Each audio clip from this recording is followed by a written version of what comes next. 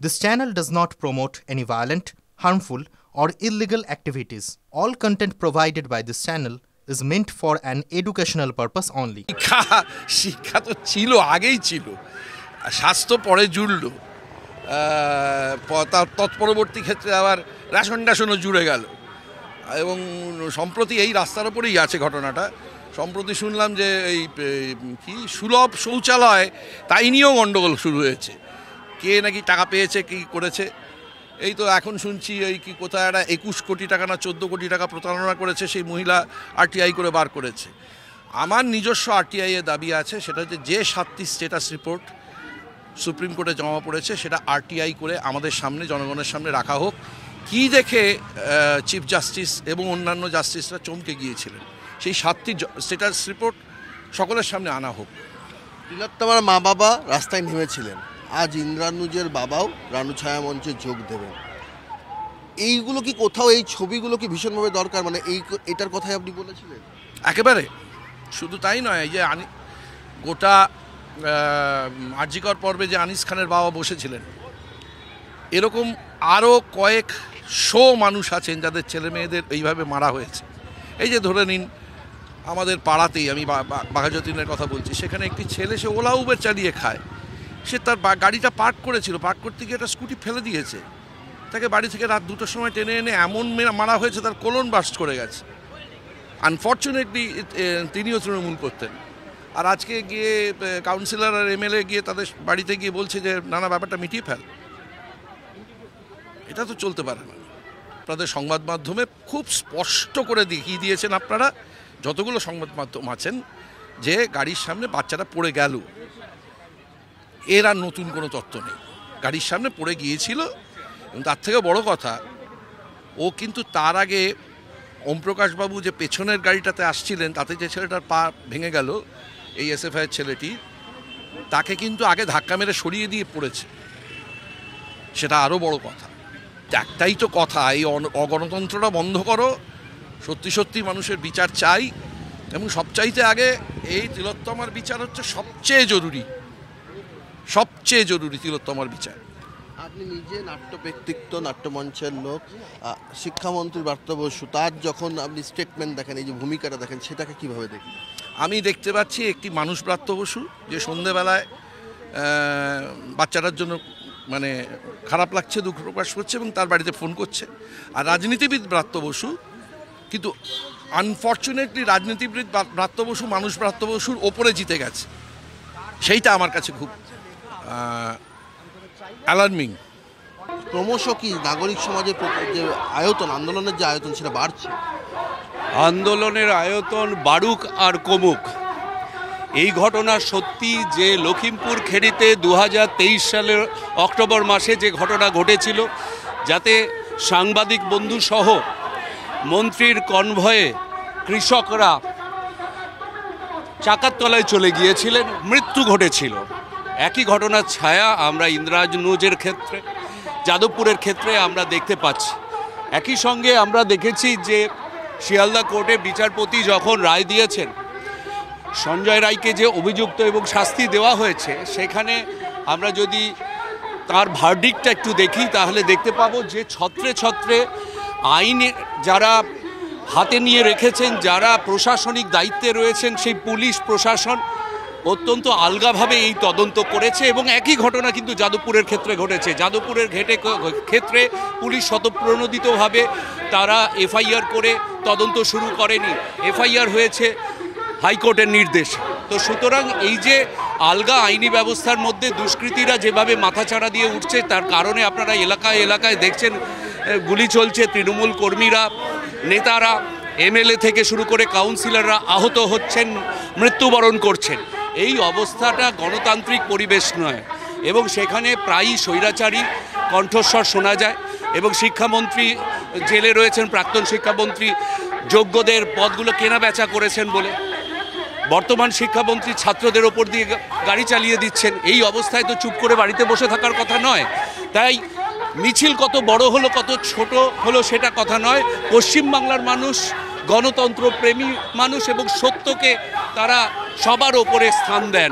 সেই সত্যের লড়াইয়ে সাধারণ মানুষ পায়ে পা মিলিয়েছে। বিরোধীরা বলছে যে আপনারা নাগরিক সমাজের আড়ালে 2026 সালে যে বিধানসভা নির্বাচন তার আগে রাজনীতি করছেন, সেই জন্যই আপনারা যে কোনো ইস্যুকে নিয়ে রাস্তায় নেমে পড়েন। যারা রাজনীতি জানেন না, রাজনীতি থেকে কামাতে এসেছেন, তারা এই ধরনের কথা বলবেন। আমরা তো বুদ্ধদেব ভট্টাচার্যের পার্টি করি, আমি পার্টি কর্মী। আমরা এই চিন্তা কখনো মাথার মধ্যে নিয়ে আসি না যে আমরা চাই প্রশাসনিক বদল। রাজ্যে যারা দায়িত্বে রয়েছেন তারা কিভাবে রাজ্যটা বিগত দিনে 2011 থেকে আজকে 2025 14 বছর কেমনভাবে চালিয়েছেন, সবকটা দপ্তরের দিকে তাকান, তাহলে যারা আমাদের রাজনীতি করছেন বলছেন তারা যে আসলে সুযোগ সন্ধানী, তারা যে অপরচুনিস্ট পলিটিক্স করেন, সেইটা কিন্তু প্রমাণ হয়ে যাবে। আমরা আজকে অভয়ার নৃশংস হত্যার 7 মাস, আর উল্টো দিকে আমরা দেখেছি ইতিমধ্যে যাদবপুর বিশ্ববিদ্যালয়ে শিক্ষামন্ত্রীর গাড়ির তলায় একজন ছাত্রের আক্রান্ত হওয়া।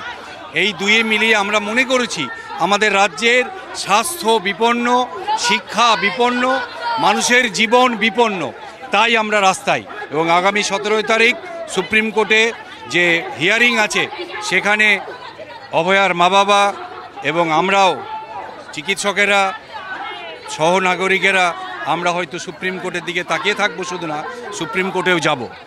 তিলোত্তমার ন্যায় বিচারের দাবিতে আপনারা ক্রমাগত রাস্তায় ছিলেন, আন্দোলনে ছিলেন, আছেন। এখন যাদবপুর বিশ্ববিদ্যালয়ের যে বিষয়টি সেটিও যুক্ত হলো আপনাদের ইস্যু। কোথাও কি আপনার বিধানসভা নির্বাচনকে সামনে রেখে নাগরিক সমাজের আড়ালে রাজনীতি করছেন? আমরা কোনো রাজনৈতিক দলের হয়ে কোনো প্রচার করছি না। আমরা মানুষের যা সমস্যা সেটাকে সামনে আনছি, এবং যদি এটা হয় যে মানুষের সমস্যা সামনে আনার পর কোনো রাজনৈতিক দল সেইগুলিকে নিয়ে আন্দোলন করে, অবশ্যই আমরা সেখানে সমর্থন করব। কিন্তু এই মুহূর্তে আমরা বারে বারে যেটা বলেছি, আমরা অভয়ার ন্যায় বিচার চাই, আমরা চেয়ার চাই না। সমাজের ঘটে চলা এই ঘটনাগুলির প্রতিবাদে আমরা রাস্তায় আছি, আমরা কোনো রাজনৈতিক দলের ফায়দা লোটার জন্য নয়। মিছিলের সামনের যে ফেস্টুন, যে ব্যানার, সে সব নাগরিক সমাজ, কোথাও কোনো রাজনৈতিক ঝান্ডা নেই। কিন্তু যে দুটি ইস্যু, তিলোত্তমার খুন ও ধর্ষণের ঘটনা, আপনারা বলছেন স্বাস্থ্য বিপন্ন, এবং পরবর্তী ক্ষেত্রে আপনারা যাদবপুর বিশ্ববিদ্যালয়কে ঘটনাকে সামনে রেখে বলছেন শিক্ষাও বিপন্ন, অতীতের সমস্ত নজিরগুলো টেনে। আপনারা কি বিধানসভা নির্বাচনের আগে রাজনীতি করছেন নাগরিক সমাজের আড়ালে? দেখুন, রাজনীতি শুরু হয়েছে বহুদিন ধরে দুর্নীতি দুর্বৃত্ত চক্রকে প্রশ্রয় দিয়ে। যে দুর্নীতি রাজনৈতিক মদতপুষ্ট প্রাতিষ্ঠানিক দুর্নীতি দুর্বৃত্ত চক্র যে ভয়ের পরিবেশ, যে অপরাধের পরিবেশ তৈরি করেছিল, তা বাংলার একটা মেয়েকে 9ই আগস্ট কেড়ে নিয়েছিল। বাংলার একাধিক 100-র বেশি মেয়েকে সারা বাংলা জুড়ে তাদেরকে নৃশংস হত্যার ভিতর দিয়ে খুন করেছিল। রাজনৈতিক মদতপুষ্ট দাম্ভিকতা প্রমাণ লোপাট করেছিল, অপরাধীদের আড়াল করেছিল, এবং সেই একই রাজনৈতিক মদতপুষ্ট দাম্ভিকতা যাদবপুরে আমার ছেলের গায়ে শিক্ষামন্ত্রীর গাড়ির চাকা চালিয়ে দিয়েছিল।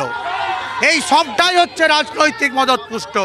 এবং আমরা বাংলার সাধারণ মানুষ, সাধারণ নাগরিক, এই রাজনৈতিক মদতপুষ্ট দুর্নীতি দুর্বৃত্ত চক্র, থ্রেট কালচার, অগণতান্ত্রিক যে পরিবেশ এবং যে দাম্ভিকতা, তার বিরুদ্ধে আমরা রাস্তায় নেমেছি। আমরা এই রাজনীতির বিরুদ্ধে রাস্তায় নেমেছি। 17ই মার্চ সুপ্রিম কোর্টে হিয়ারিং আছে, তিলোত্তমার বাবা মা সেখানে যাবেন। আজ তিলোত্তমার বাবা মার পাশাপাশি রাজপথে এই মিছিলের মাধ্যমে এই যে অভয়া মঞ্চের যে ব্যানারে, তার সঙ্গে যুক্ত হলেন ইন্দ্রানুজ রায়ের বাবাও।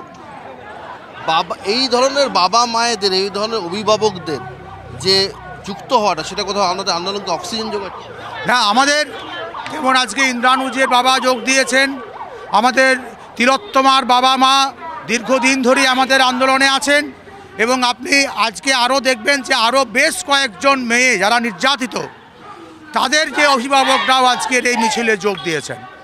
স্বাভাবিকভাবেই আমরা এটা মনে করি প্রতিটি ক্ষেত্রে যে শাসকের বিরুদ্ধে, যে শাসকের মদতপুষ্ট প্রশাসন এবং যে পুলিশ, তাদের বিরুদ্ধে প্রমাণ লোপাট, তাদের বিরুদ্ধে হচ্ছে যে ঠিকঠাক করে তদন্ত না করার যে অভিযোগ আমাদের এই ঘটনাগুলিতে আছে, সেই একই রকম অভিযোগ যাদবপুরের ক্ষেত্রে আমরা দেখেছি। যে সেখানে হচ্ছে যারা অপরাধী, যাদের বিরুদ্ধে FIR হয়নি, তাদের যে গাড়ির চাকা আমার ছেলেটিকে পিষে দিয়েছিল, সেই গাড়ির ফরেনসিক টেস্ট এখনো হয়নি। স্বাভাবিকভাবেই তারা সবাই হচ্ছে ক্ষুব্ধ, তারা সবাই বিরক্ত, এবং তার চেয়ে বেশি বিরক্ত, তার চেয়ে বেশি আশঙ্কিত আমরা যে আমাদের ভবিষ্যৎ প্রজন্মের এখানে কি গতি হতে যাচ্ছে। তাই তারা তো আছে, আমাদের সঙ্গে তারা আছেন, এবং আমরা এই সমস্ত সবাইকে নিয়ে এই নাগরিক মিছিল প্রতিদিন আরও লম্বা হবে, আরও চওড়া হবে, এবং আমরা নিশ্চিত যে এই নাগরিক মিছিল আমাদের এই সমস্ত অনাচারের বিরুদ্ধে একদিন বিচার ছিনিয়ে আনবে। আপনাদের আন্দোলনের পরিধি ক্রমশ বাড়ছে। অবশ্যই আন্দোলনের গত 7 মাস ধরে আমরা বলেছি যে আমরা আইনের প্রাঙ্গণে লড়াইয়ে 1 ইঞ্চি জমিও যেমন ছাড়ছি না, তার পাশাপাশি রাজপথের দখল আমরা ছাড়বো না যতক্ষণ না বিচার ছিনিয়ে আনতে পেরেছি। বিচার মানে শুধু অভয়ার বিচার নয়, অভয়াদের বিচার। অভয়াকে আমরা প্রত্যেকের নিজের সন্তান মনে করি, নিজের বাড়ির মেয়ে মনে করি। আমরা আমাদের পরিবারের, অভয়ার বিচার মানে আমাদের পরিবারের বিচার মনে করি, নিজেদের বিচার মনে করি, প্রতিটা মানুষই তাই মনে করেন। এবং সেই জন্য অভয়ার বিচারের দাবিতে যখন রাস্তায় নেমেছেন, তখন তারা প্রত্যেকে নিজেদের সঙ্গে ঘটে চলা প্রতিদিনকার যে অবিচার অনাচার, যে সেইগুলোর হচ্ছে নৈরাজ্য, তারও অবসান চাইছেন, তারও বিচার সুবিচার চাইছেন। ফলে হচ্ছে আমাদের বৃত্ত ক্রমশ বড় হচ্ছে, যত বেশি মানুষ আক্রান্ত হচ্ছেন তত বেশি মানুষ আমাদের সঙ্গে যুক্ত হচ্ছেন, এবং আগামী দিনে এই মিছিল দীর্ঘ থেকে দীর্ঘতর হবে। এ একটা গণ আন্দোলনে যেটা গত 9ই আগস্টের পর থেকে যেটা দেখা গেছে, সেটা হচ্ছে যে ক্রমশ তার বিস্তার ঘটছে, গ্রামে গঞ্জে রাজপথ থেকে আলপথে ছড়িয়ে পড়ছে। এই আগামী দিনে পশ্চিমবাংলায় গণতন্ত্র পুনঃপ্রতিষ্ঠা করবার যে লড়াই, ন্যায় বিচার পুনঃপ্রতিষ্ঠিত করবার যে লড়াই, সেই লড়াইতে পর্যবসিত হচ্ছে এই প্রতিবাদ আন্দোলন।